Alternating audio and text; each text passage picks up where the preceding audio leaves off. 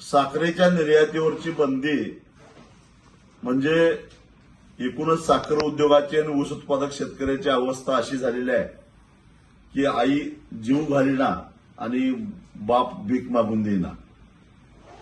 एकतर गेल्या 4 वर्षामध्ये केंद्र सरकारनं साखरेची एमएसपी वाढवलेली नाही आहे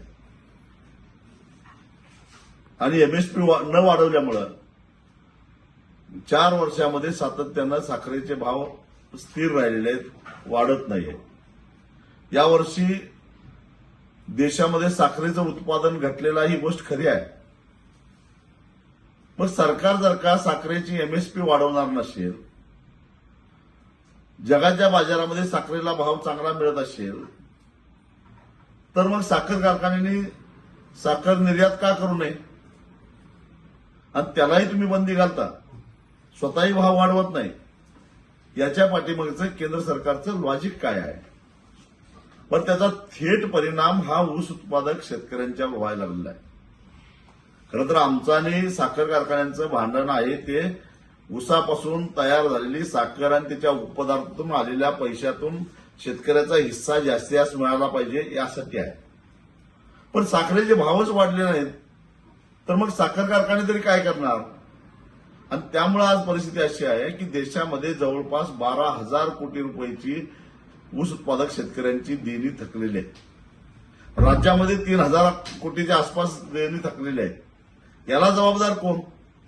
जो कायदा आहे ऊस दर नियंत्रण अध्यादेश 1966, त्या कायद्यानुसार ऊसाचे पैसे 14 दिवसाच्या आत नाही दिले तर साखर कारखान्यांच्यावर कारवाई करायची तरतूद आहे. त्यांना सरकारी थकबाकीदार समजून जप्तीची प्रक्रिया सुरू करण्याची तरतूद आहे. पण अंमलबजावणी कुठं आहे? कारण 80% साखर कारखानदार आज भाजप आणि त्यांच्या मित्रपक्षामध्ये आहे.